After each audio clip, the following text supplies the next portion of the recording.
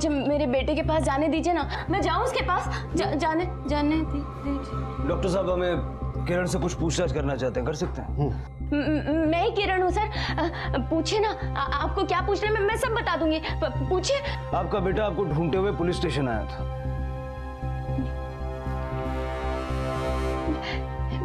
मेरा बेटा, मेरा रचित। मैंने कहा था ना, वो भी मुझे मिस करता है, वो भी मुझे याद करता है। चलिए मुझे मेरे बेटे के पास जाने दो। अरे मुझे मेरे बेटे के पास जाने, वो भी मुझे याद करता है। मुझे मेरे बच्चे के पास जाने दो। मैं ठीक हूँ। देखिए, इनकी हालत अभी ठीक नहीं है, प्लीज आप लोग जाइए अभी। चुप। तो मेरे बेटे के पास जाना है मुझे। तू अपनी माँ को भूल क्यों नहीं जाता? तुझे याद है ना कि उसने तेरे साथ क्या किया था? याद है ना तुझे? अगर तू अपनी माँ के पास जाएगा तो वो फिर से तुझे मारने की कोशिश करेगी। अगर तुझे कुछ हो गया बेटा, मैं मर जाऊंगा बेटा। नहीं, आप झूठ बोल रहे हो। वो किरण मेरी माँ नहीं है। वही तेरी माँ है। नहीं, वो रचना मम्मा ही मेरी माँ है। और मैंने माँ बेटे की बहुत सारी स्टोरीज पढ़ी है। माँ कभी अपने बच्चे को नहीं मारती। देख बेटा, कहानी और जिंदगी में फर्क होता है। तो एक काम कर, अपनी पढ़ाई पे ध्यान दे। ये सब पुलिस के चक्कर में मत पड़। ये लोग किसी लालच में आकर मुझे फंसाकर अंदर डाल दिया तो तेरा ख्याल कौन रखेगा बेटा? बोल। नहीं, मैं पुलिस के पास जाऊंगा क्योंकि मुझे रचना मम्मा से मिलना है। चुप कर। मारो, जितना मारना है उतना मारो, जितनी सजा देनी है उतनी दे दो। पर ना तो मैं रहूंगा, अपनी रचना मम्मा को ढूंढ के रहूंगा। बचपन का मासूम मन जो हजारों ख्याली कहानियां बनाता है, बुनता है, कभी सच को कहानी तो कभी कहानी को सच बनाकर पेश करता है। हम सब ने अपने बचपन में ऐसी कहानियां बनाई हैं, लेकिन यहाँ 9 साल का रचित अपनी जन्म देने वाली माँ किरण को माँ क्यों नहीं मान रहा था? और जिस महिला रचना को वो अपनी माँ बता रहा था, आखिर वो कौन थी और कहाँ थी? क्या रचित की रचना मम्मा वाकई रचित की बनाई हुई कोई कहानी थी, या फिर हकीकत में रचना, किरण और मानव का कोई रिश्ता था? सर, मुझे लगता है इस केस में कुछ भी नहीं है। सगी माँ साथ में नहीं है, बच्चा बेचारा अकेला है, इसलिए इस फोटो को देखकर कहानी बना रहा है। अपनी कहानी और इमेजिनेशन की दुनिया को सच मानकर वो अपनी माँ को ढूंढने के लिए हमारे पास पहुंच गया होगा। पाटिल, ऐसा हो भी सकता है और नहीं भी। आई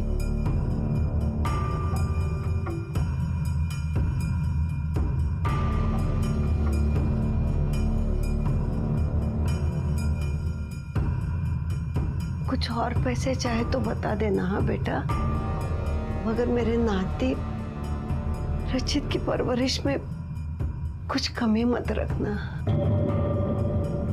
चलता हूँ। बेटा, एक और बात कहनी थी। आप क्या कहना है माँ जी? बेटा, वो कल रिहैब सेंटर से किरण कुछ दिनों के लिए आ रही है। माँ जी, हमारा डाइवोर्स हो चुका है, शायद आपको याद हो तो। बेटा, तुम भी तो एक बात याद रखो ना कि आखिर वो रचित की माँ है और वो भी तो कुछ समय अपने बेटे के साथ गुजारना चाहती है। 1 साल का था बेचारा मेरा बच्चा। आपकी बेटी उसकी जान लेना चाहती थी, जानती है ना आप? बात कर। लेकिन बेटा, मेरी बात तो सुनो।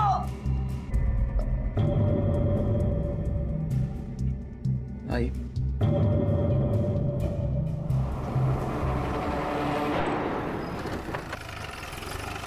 पाटिल, ये जो डोंबिवली वाला केस था,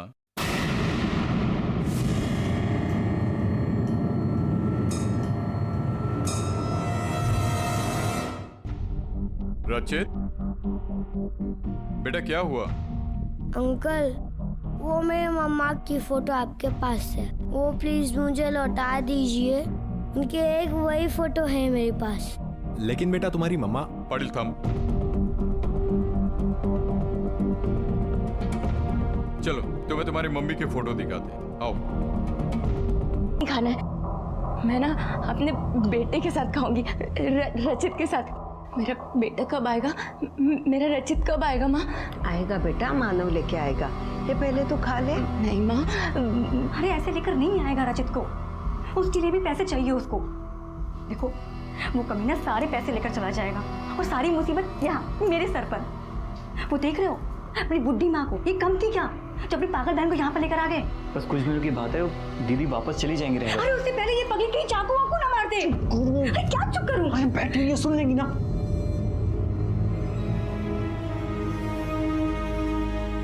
बहू, भगवान ने तुझे चाकू वाकू से मरने वाली चीज नहीं बनाया है। नेहा, अच्छा माँ जी, भगवान ने भी आपकी बेटी को घर परिवार में रहने वाली चीज नहीं बनाई है, समझिए आप। एक बात सुन लो, किरण इस घर में रहेगी। इस घर पर उसका उतना ही हक है जितना तुम्हारा और मेरा। 1/3 हिस्सा किरण का है और उसके बाद उसके बेटे रचित का। समझी तुम? हाँ माँ जी, समझ गई। इसी बात को तो रोना है।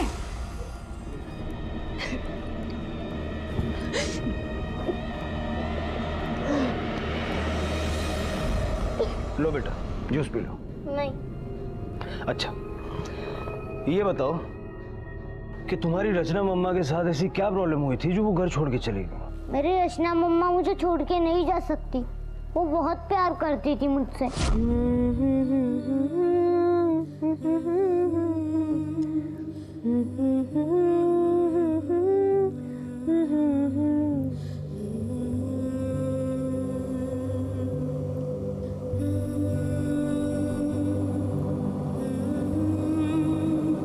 बेटा, आपकी रचना मम्मा का आपके पापा के साथ कुछ प्रॉब्लम हुआ था क्या, जिसकी वजह से वो घर से चली गई?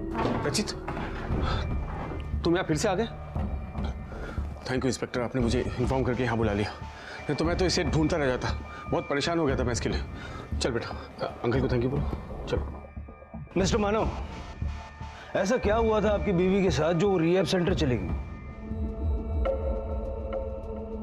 सर, शादी के बाद से ही किरण डिप्रेशन में रहती थी।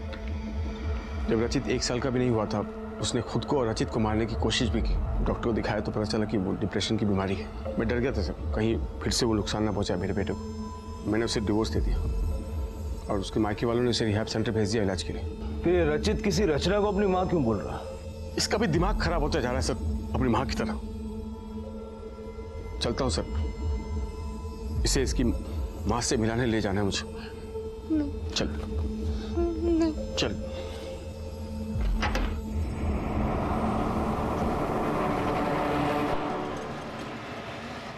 रचित, माँ से डर मत, आजा। रचित, रचित सुन, रचित, रचित, रचित, रुक जा बेटा, सुन। रचित क्यों भाग रहा है मुझसे? क्यों भाग रहा है? हाँ, माँ हूं ना मैं तेरी, कोई अपनी माँ से डरता है क्या? हाँ, आजा, एक बार गले लग जा, एक बार मैं। रचित सुन, रुक जाओ, वो कुछ नहीं करेगी, ये मैं। बुला रही है ना? रचित, माँ के पास जा एक बार आजा रचित, मेरे गले लग जा। सुन रचित, सुन रचित, रचित दरवाजा नहीं, दरवाजा खोल, दरवाजा नहीं बंद कर रचित, प्लीज। रचित, रचित प्लीज दरवाजा खोल देना। रचित प्लीज दरवाजा खोल, मत डर मुझसे, मत डर मेरे पास। पाटिल, अगर तुम कोई कहानी कभी इमेजिन करके बोलोगे तो हो सकता है कि छोटी छोटी डिटेल्स मिस हो जाए, पर ये बच्चा रचित जो कहानी अपनी रचना मम्मी के बारे में सुना रहा है, बहुत ही प्रिसाइज और डिटेल्ड है। हो सकता है कि वो सच बोल रहा है। हाँ सर, हो सकता है। एक काम करो, उसके स्कूल जाके उसकी माँ के बारे में पूछताछ करो, शायद हमें वहां से पता लग जाए कि ये कहानी बनाई हुई है या सच है। Okay sir.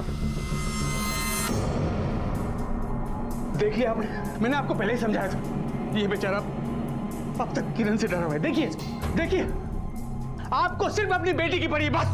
देखो मानव, तुम समझाओ रचित को प्यार से। आखिर पैसे किस लिए लिए तुमने? यहाँ लाने के लिए थे, ले आया मैं, अब जा रहा हूँ मैं। यहाँ रहेगा तो पता नहीं इसके दिमाग में क्या क्या असर होगा आपकी पागल बेटी को देख कर। उल्टी सीधे सवाल करने लगा है, कहानियां बनाने लगा, पागल हो गया मेरा बच्चा। चल बेटा चल। रचित, रचित कहाँ? मानव, मानव रुको, मानव प्लीज, नहीं मानव रुको, मानव छोड़ दो रचित को मेरे पास, मानव, मानव प्लीज रुक जाओ, मेरे रचित को छोड़ दो, मानव, रचित को छोड़ दो, मानव नहीं, मानव, मानव नहीं, मानव प्लीज रचित को छोड़ जाओ मेरे पास, मानव प्लीज ऐसा मत करो, रचित को छोड़ दो, देखो ना मानव, मानव मेरे रचित को ले गया माँ, माँ वो मेरे रचित को ले गया, प्लीज उसको रोको ना माँ, माँ प्लीज, मेरे रचित मुझे प्यार नहीं करता माँ, मेरे रचित मुझसे प्यार नहीं करता, मेरा बच्चा मुझसे प्यार नहीं करता माँ। ये है मैडम जोशी और ये है मैडम वर्मा। ये दोनों भी 2009 से रचित की स्कूल टीचर्स रही हैं। आप लोग मुझे रचित के फैमिली मेंबर्स के बारे में कुछ बता सकती हैं? सर, रचित के फादर तो कभी स्कूल आए नहीं, लेकिन एक लेडी जरूर रचित को स्कूल छोड़ने और लेने आती थी।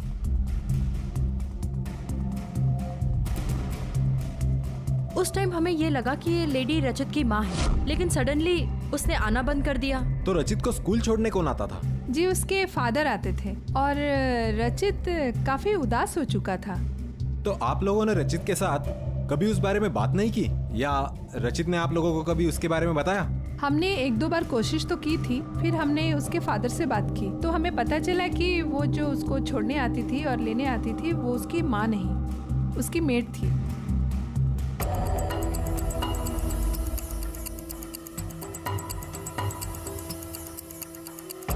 ओ हाँ सर, मुझे याद आ गया, ये फोटो रचित की केयरटेकर की है सर।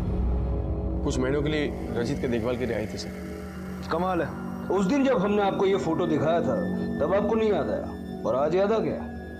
सर 1 दर्जन से ज्यादा केयरटेकर्स आ चुकी हैं रचित का ध्यान रखने के लिए। अब आप ही सोचो, मैं ट्रेवल एजेंसी का काम पे ध्यान दूं या केयरटेकर्स का नाम याद रखूं? हम आपकी इस केयरटेकर रचना से एक बार मिलना चाहेंगे। कहाँ है वो? सर मुझे नहीं मालूम वो कहाँ है, बहुत पुरानी बात है सर। ठीक, जाइए।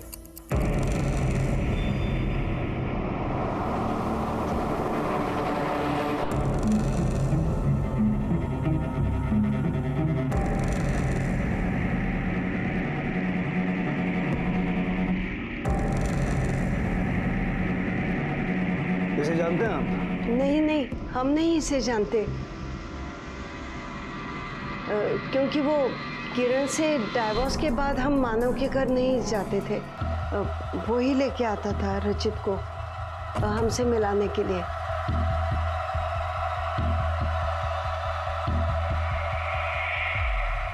पटेल, रचना की फोटो देख के ये सब कुछ परेशान दिखे। हाँ सर, मैंने भी नोटिस किया।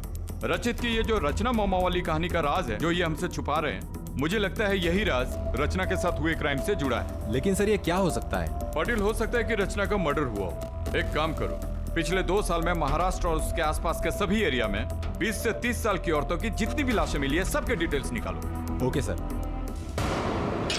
अरे यार, तुम क्यों तमाशा बना रही हो? बात को समझने की कोशिश करो, चलो अंदर चलो। नहीं, मैं नहीं जाऊंगी अंदर। क्या मिला मुझे तुमसे शादी करके? ना बच्चा, ना परिवार और ना ही खुशी। बस तुम्हारे घर की नर्स और मेड बन के रह गई हूँ मैं। देखो स्नेहा, ये सब बातें हम लोग अंदर जाके भी कर सकते हैं। नहीं, सारी बात यहीं पर होंगी। इस घर के लिए तुम बेटे, भाई, मामा हो, सब कुछ हो, पर मेरा क्या? मैं कहती हूँ मेरा तुम पे अधिकार है, जहाँ मैं 2 पल खुशी से बैठ के तुमसे बातें कर सकूं, जहाँ तुम मेरे बारे में सोचो, मेरा ख्याल रखो। लेकिन तुम बस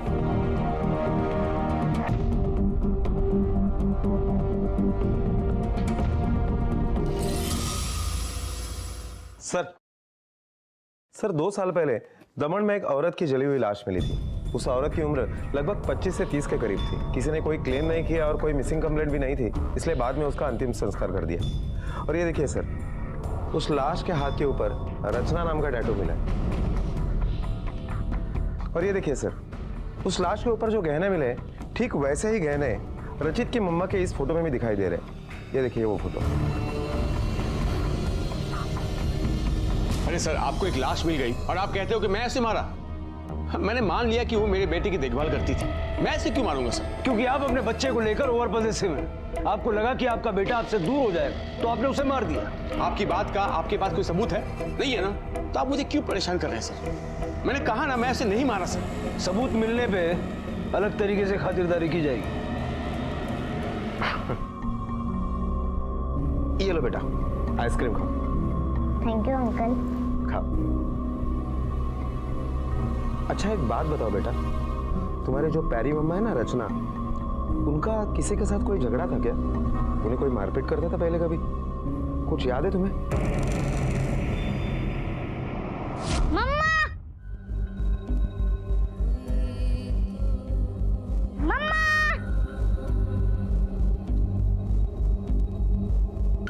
मम्मा,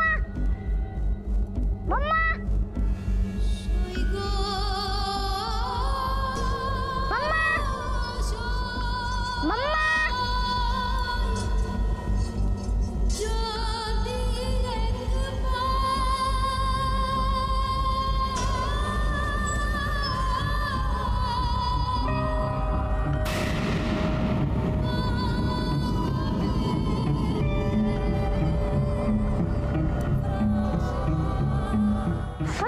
वो तेरी माँ नहीं है। आई तेरे समझ में? वो तेरी माँ नहीं है। और तू मेरी जरा सी तबीयत क्या खराब हुई, मैं हॉस्पिटल क्या गई, तू मेरे बेटे को मुझसे छीन कर उसकी माँ बनेगी? किरण दीदी, आप जैसा समझ रहे हो वैसा कुछ नहीं है। छोड़ूंगी नहीं। रुक जा, रुक रुक। नहीं नहीं नहीं, छोड़ूंगी नहीं। नहीं नहीं, बच्चे की माँ बनेगी। छोड़ूंगी, छोड़ दे, लग जाएगा। नहीं मतलब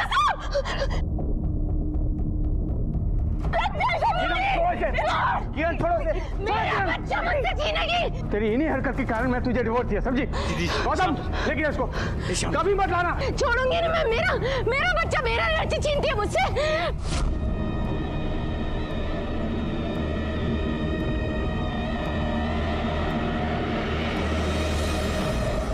सर हो सकता है कि किरण ने ही रचना को मार दिया हो ताकि उसका बच्चा उसे दूर ना हो सके, और बाद में अपनी बहन को बचाने के लिए गौतम ने रचना की लाश को जला दिया हो सकता है पाटिल। जरा पता करो कि किरण को हॉस्पिटल से घर जाने के लिए कब कब छुट्टी मिली। अगर वो डेट्स रचना की मौत के आसपास की है तो हमारा शक सही है। किरण, किरण बेटा,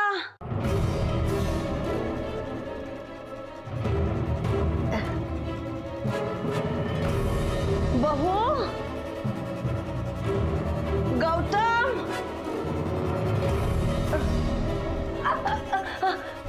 किरण, अरे आप लोग यहाँ क्यों आए हैं? किरण कहाँ है? बुलाइए उसे। किरण, किरण को मैं कब से बुला रही हूँ, वो आ ही नहीं रही है। बेटा और बहू तो है नहीं घर में, लेकिन किरण तो घर में थी।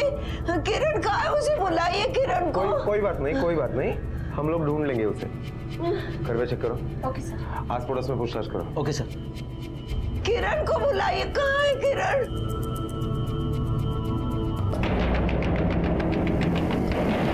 खोलो, खोलो, मुझे घर जाना है। खोलो ना प्लीज, मुझे घर जाने दो। मेरा बेटा मेरा इंतजार कर रही है। दरवाजा खोलो, खोलो, किसने बंद किया है मुझे? खोलो, खोलो, दरवाजा खोलो, खोलो, खोलो, किसने मुझे बंद किया है? खोलो। आपने हमसे झूठ क्यों बोला कि आप रचना को नहीं जानते, जबकि रचित ने हमें बताया कि किरण को मां कह के पुकारा था। हाँ, हाँ झूठ बोला था, लेकिन अपनी बेटी किरण के लिए। क्यों? आपको शक था कि आपकी बेटी ने रचना को मारा है? नहीं नहीं सर, वो मर्डर नहीं कर सकती। हाँ, उसने रचना पर एक बार हमला किया था, लेकिन हम भी जानते हैं कि किरण ने रचना को नहीं मारा, क्योंकि जब रचना का मर्डर हुआ तो किरण रिहैब सेंटर में थी। लेकिन ये मर्डर आप भी तो कर सकते हैं, रचित और मानव की जिंदगी से रचना को दूर करने के लिए, ताकि किरण को उसका बेटा और पति फिर से वापस मिल जाए।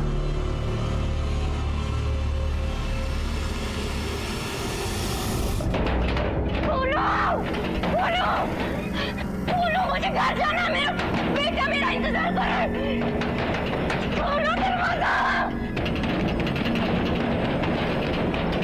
खोलो, खोलो दरवाजा। खोलते क्यों नहीं?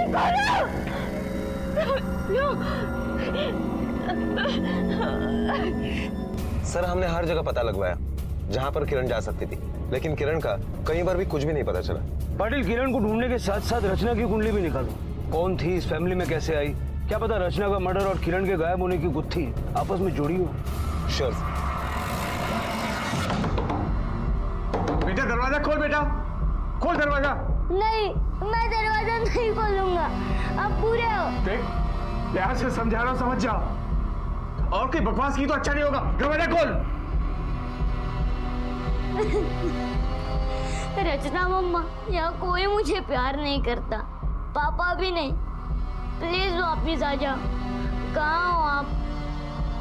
प्लीज वापस आ जाओ रचना मम्मा। सर, किरण के बारे में अब तक कुछ पता नहीं चला। बहुत मुश्किल है उसे ढूंढ पाना, क्योंकि किरण के पास ना तो मोबाइल फोन है, ना ही कोई ऐसी इलेक्ट्रॉनिक चीज जिससे वो किसी को कांटेक्ट कर सके। लेकिन सर, मानव के बारे में हमें कुछ पता चला है। गुड, क्या पता चला? सर, 2006 में मानव और किरण की शादी हुई। उसके ठीक 1 साल बाद यानी 2007 में रचित पैदा हुआ। 2008 में किरण मेंटल हॉस्पिटल में एडमिट हुई और 2009 में किरण और मानव का डिवोर्स हुआ। और कोई इन्फॉर्मेशन मिली? सर, इंटरेस्टिंग इन्फॉर्मेशन तो ये है कि जुलाई 2013 में रचना मानव के घर पर मेड सर्वेंट बनकर आई। उसी दरमियान श्वेता नाम की लड़की से मानव ने शादी कर ली थी। शादी के ठीक 6 महीने के बाद रचना का मर्डर हुआ। अभी श्वेता कहाँ है? तो ऐसा तो नहीं कि श्वेता की शादी का रचना से कुछ लेना देना हो सकता है। और एक बात सर, शादी से पहले ये श्वेता नेपाल की सिटीजन थी। ऐसे तो कई लोग शादी करते हैं, लेकिन अगर मानव ने श्वेता से दूसरी शादी की तो किरण की फैमिली ने ये बात हमें क्यों नहीं बताई? मेरी किरण कहाँ है? आ जाएगी यार, पहले दवा खा लो। क्या हुआ? मेरी बेटी का कुछ पता चला? कैसे पता चलेगा माताजी, जब घर के लोग ही सच छुपा रहे हो? क्या छुपाया सर हमने आपसे? मानव की दूसरी शादी का सच, जो उसने श्वेता से की। मानव की दूसरी शादी? नहीं सर, ऐसा नहीं हो सकता। अगर उसने ऐसा किया होता तो हमें पता होता। आपको जरूर कोई गलत जानकारी मिली है। आखिर किया क्या मैंने जो आप लोग मुझे मेरे पीछे पड़ गए? आप लोग बताइए। हाँ देखिए सर, बिना किसी प्रूफ के आप किसी को भी लेके नहीं आ सकते, बता रहा हूं मैं। काफी कानून जानता है, लेकिन जब प्रूफ हो तब तो ले जा सकते ना। कैसा प्रूफ सर?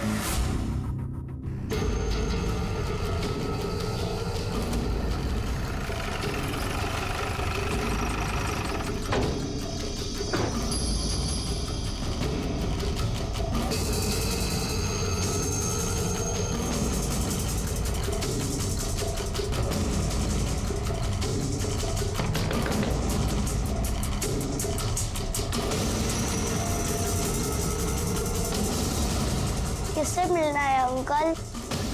क्या हुआ बेटा, कौन है?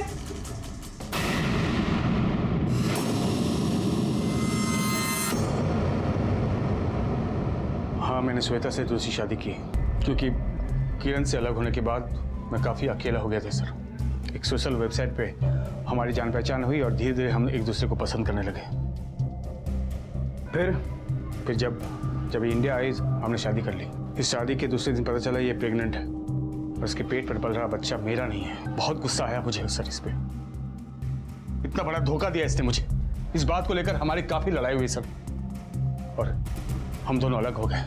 ये सही कह रहे हैं सर। इनसे शादी करने से पहले मेरा एक बॉयफ्रेंड था और ये बच्चा उसी का है। जब इतना सब कुछ हो गया तो आप लोगों ने डिवोर्स लेने की सोची नहीं? क्योंकि मैं इसे इसकी किए की सजा देना चाहता था। अगर मैं डिवोर्स दे देता इसे तो ये किसी से भी शादी कर सकती थी सर। श्वेता जी, आपने भी डिवोर्स लेने की कोशिश नहीं की? सर, सच कहूँ तो मैं भी अभी किसी से भी शादी करना नहीं चाहती। अब मैं सिर्फ अपने बच्चे के लिए जीना चाहती हूँ।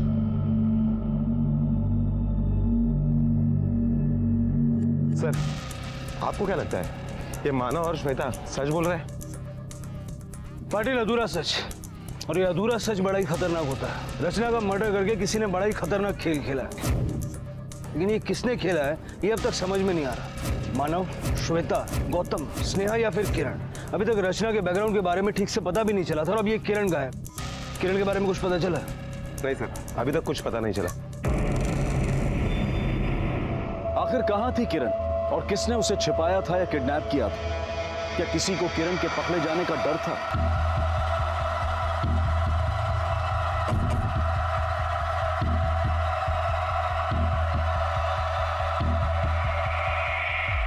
सर,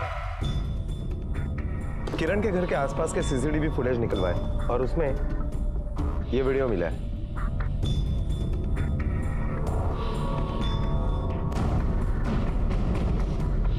पाटिल, देखने में तो ये किरण ही लग रही है। गाड़ी का आइडेंटिफिकेशन हुआ? हाँ सर, वो गाड़ी उसके भाई गौतम की है।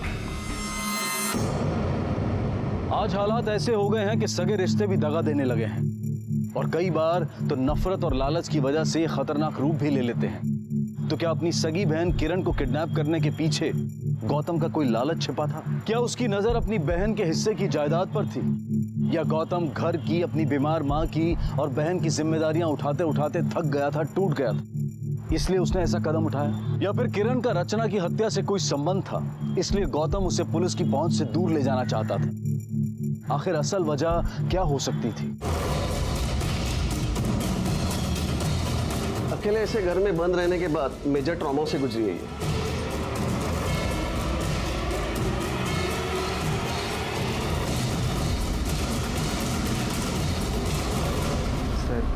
मेरी बात का यकीन कीजिए, मैं किरण को कोई नुकसान नहीं पहुंचाना चाहता था। मैं तो उससे अपनी बीवी से बचा रहा था, क्योंकि वो उसे जहर देकर मारना चाहती थी। इसलिए मैंने किरण को प्रोटेक्ट करने के लिए उसे घर से निकालकर अपने गोडाउन में रखा, बस, और कुछ नहीं सर। कैसे मान लूंगे तू सच बोल रहा?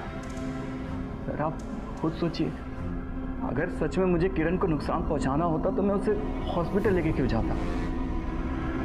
मैं तो खुद ही किरण को लेकर अपनी माँ और बीवी के बीच फंसा हुआ, जैसे तैसे करके अपनी लाइफ को बैलेंस करने की कोशिश कर रहा हूँ। लेकिन सर अब थक चुका हूँ, अब नहीं होता।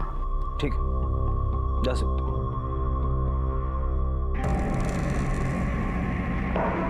पाटिल, इस पे नजर रखो। इतनी आसानी से इसकी बात पे यकीन नहीं किया जा सकता। इसकी बीवी आने वाली थी ना? हाँ सर, बस आती होगी। हाँ सर, जहर मैं ही लेकर आई थी, लेकिन उनको धमकाने के लिए और खुद को मारने के लिए, क्योंकि सर मैं तंग आ गई थी वहां की जिम्मेदारियां संभालते संभालते। मुझे आजादी चाहिए थी। ऐसा लग रहा था कि उधार की जिंदगी लेकर जी रही हूँ। मैंने कुछ नहीं किया सर। ठीक है, जा सकती हो, लेकिन शहर से बाहर मत जाना। जी।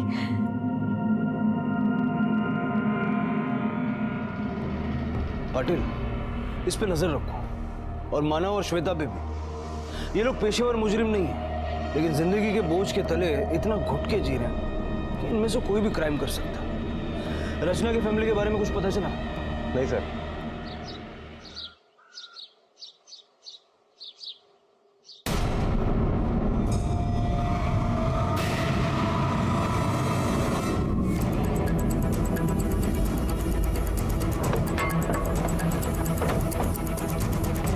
चलो पीछे।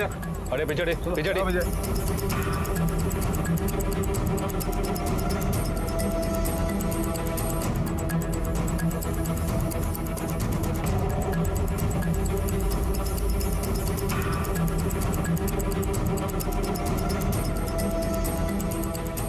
बाने सर, बॉडी के आसपास अच्छे से चेक करो, देखो कुछ मिले, बैग, मोबाइल, कुछ भी। ठीक है सर। तुम उस तरफ देखो।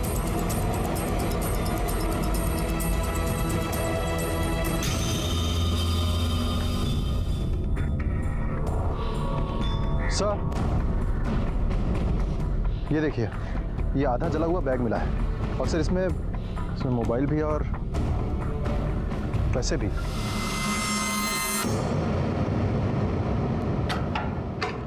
मिस्टर मानव। मैं हूँ मानव, आप कौन?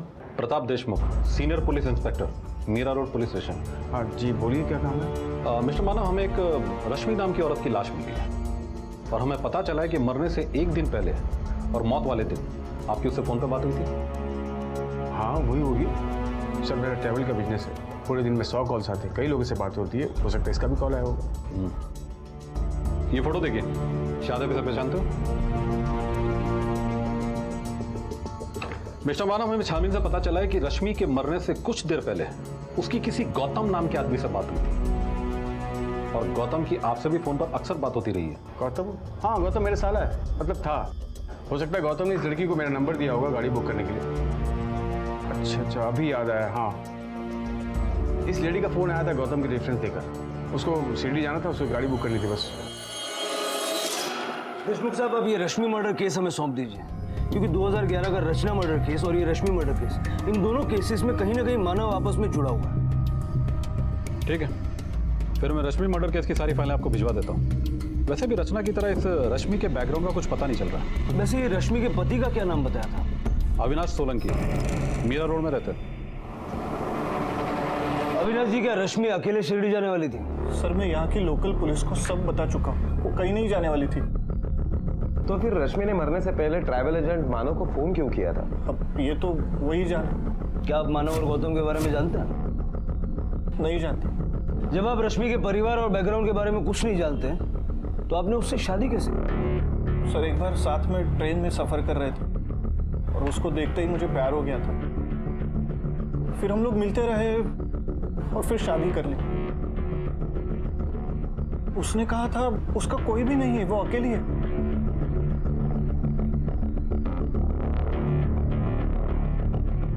तुम कुछ कहना चाहती थी लेकिन वहां कह नहीं पाई। बताओ, क्या बताना चाहती हो? मरने से कुछ दिन पहले रश्मि दीदी बहुत टेंशन में थी साहब। अरे वो लोग मेरा आधार कार्ड कैसे रिजेक्ट कर सकते हैं? ए देखो, मेरे सारे डॉक्यूमेंट्स सही है, मैं इंडियन ही हूँ। क्या? अरे पर मेरा सिटीजनशिप फर्जी कैसे हो सकता है? मैंने आपको ये बात बताई है, अविनाश साहब को मत बताना, नहीं तो वो मुझे काम से निकाल देंगे। मतलब अविनाश इसके बारे में कुछ नहीं जानता है? मुझे कुछ मालूम नहीं साहब। ठीक है, जाओ। पाटिल, इस रश्मि के सारे डॉक्यूमेंट्स चेक करो। आखिर ये हो क्या रहा है? मानव और रचना का इससे क्या कनेक्शन हो सकता है? और गौतम क्या लेना देना?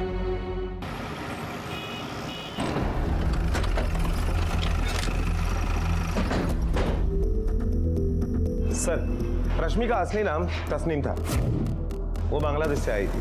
2010 में उसने मानव से शादी की थी और यहाँ की सिटीजनशिप का सर्टिफिकेट भी बनवाया था, लेकिन वो सर्टिफिकेट झूठा निकला।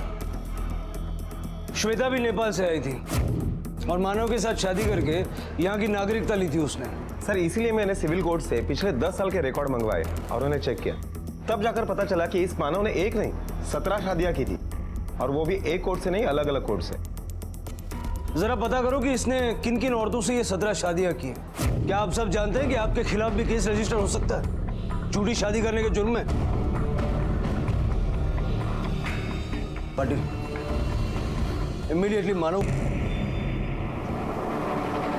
रचित, रचित बेटा इधर आओ। रचित, रचित, रचित, रचित, बेटा रचित, रचित।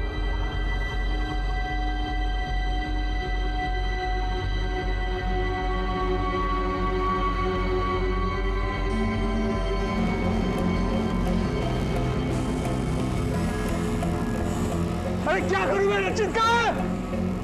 बेटा रचित कहाँ है? तुम लोग हॉस्पिटल क्या करते हैं तुम लोग? Sir sir sir sir sir sir मेरा बेटा गुम गया सर, कोई मिल नहीं रहा मेरे को। रचित, मेरा बेटा बहुत हो गया तेरा नाटक, बहुत हो गया ड्रामा। झूठ मत बोल। पुलिस अरे साहब, मुझे क्यों मुझे आप ऐसे कैसे कहाँ थे? ऐसा बात कीजिए साहब। अरे क्या कर रहे हैं आप लोग? ऐसा मुझे मेरा बेटा छोटा है, वो बताइए वाला कुछ करो। क्या? अच्छा ठीक है, आई वो पुलिस स्टेशन से फोन था। रचित, क्या हुआ रचित को? वो कहीं मिल नहीं रहा। क्या? सर देखो, आप लोगों को मुझे जितना मारना है मार लीजिए सर, मुझे जेल में डाल दीजिए सर, लेकिन मैं आप लोगों को सच बोल रहा हूँ सर। देखिए, मैं मानता हूँ कि मैंने फ्रॉड किया है सर, और रश्मि का पति और गौतम इस फ्रॉड में शामिल नहीं है सर। पर रश्मि और रचना को क्यों मारा? आप कैसे यकीन दिलाओ? मैं किसी की जान क्यों लूंगा सर? देखिए, आप अपना टाइम वेस्ट मत कीजिए, मेरे बच्चे को ढूंढिए सर, उसको कुछ हो जाएगा तो मैं चिंता नहीं रहूंगा। हमने ढूंढ लिया एक आदमी को, उसी ने तुम्हारे बच्चे को किडनैप किया। कौन है सर वो? माने तू साला पिरोड़ा कभी ना प्रकाश के बच्चे। साहब 5 साल तक तुझे पाला में दारू का खट्टा होता है, तूने मेरे बेटे को किडनैप किया। साहब मार डालूंगा तुझे, मार डालूंगा तुझे साहब, मार डालूंगा बेटे को। नहीं जानता तेरे बेटे को। कसम खा के कह रहा हूँ। अरे दारू की कसम। तूने मेरी बेटी रचना के बारे में चुप रहने को कहा ना, मैं चुप रहा ना। अरे मैं ऐसा क्यों करूंगा? अरे क्यों किया तू?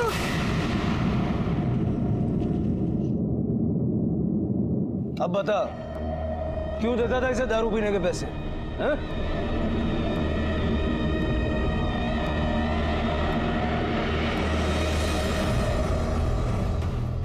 गौतम, मेरा दिल बहुत घबरा रहा है। कहाँ गया होगा रचित? रचित? ये अपनी माँ रचना को ढूंढने भाग गया था, हमें मिल गया। हम कितने परेशान हो गए बेटा। रचित, रचित, रचित, इधर आना। रचित, बेटा माँ के पास जा। अच्छा रचित, मैं ना तेरे साथ तेरी रचना मम्मा को ढूंढने चलूंगी। सच में आजा मेरे पास।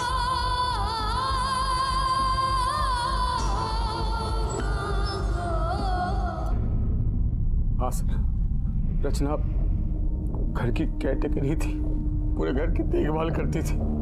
रचित भी उसको पसंद करने लगा था, इसलिए वो उसे माँ तक कहने लगा था।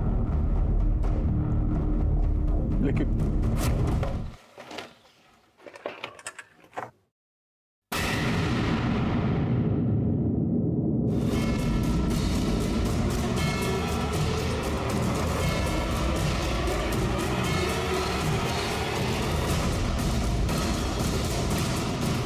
एक दिन मेरे कमरे की सफाई करते करते उसे मेरे सारे मैरिज सर्टिफिकेट मिल गए। ये क्या कर रही हो रचना? हाँ, ये सब क्या है साहब? ये तुम्हारे पास कैसे आया? तुम जैसे लालची और क्रिमिनल टाइप आदमी के पास रचित का भविष्य खतरे में है। मैं ये सब सच्चाई पुलिस को बता दूंगी। रचित को तुम्हारे पास नहीं रहने दूंगी मैं। मेरी बात सुनो, मैं सब कुछ छोड़ दूंगा। हाँ, तुम पुलिस को कुछ मत बताना। रचित के अलावा मेरी जिंदगी में कुछ मायने रखता नहीं है। तो तुम मेरी और रचित की जिंदगी क्यों बर्बाद कर रही हो? तुम तो बर्बाद हुई, उसकी भी जिंदगी बर्बाद कर दोगे। मैं ये सब पुलिस को बता दूंगी। मैं रचित को तुम्हारे पास नहीं रखूंगी। नहीं मानोगी तुम? नहीं मानोगी? छोड़ो मेरा, नहीं मानूंगी। अच्छा, मेरी बात नहीं मानोगी तुम? नहीं मानोगी तुम? नहीं मानूंगी। नहीं मानोगी?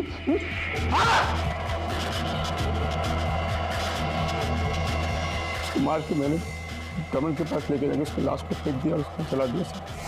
और इसीलिए तूने रश्मि को भी मार दिया, क्योंकि उसे पता चल गया था कि तुमने उसके हाथ में नकली सर्टिफिकेट थमाया है। हाँ, तुमने मेरे साथ फ्रॉड किया है, फ्रॉड। अगर मेरा सिटीजनशिप का सर्टिफिकेट नहीं मिला ना तो मैं तुमको नहीं छोड़ूंगी, तुम देख लेना। छोड़ो, छोड़ो, क्या कर रहे हो? छोड़ो मुझे।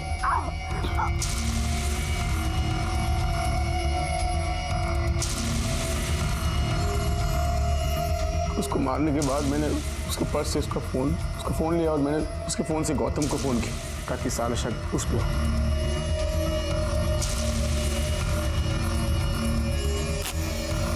फिर मैंने उसकी बॉडी कचरे में फेंक के उसे जला दिया और उसका पर्स भी वहां फेंक दिया।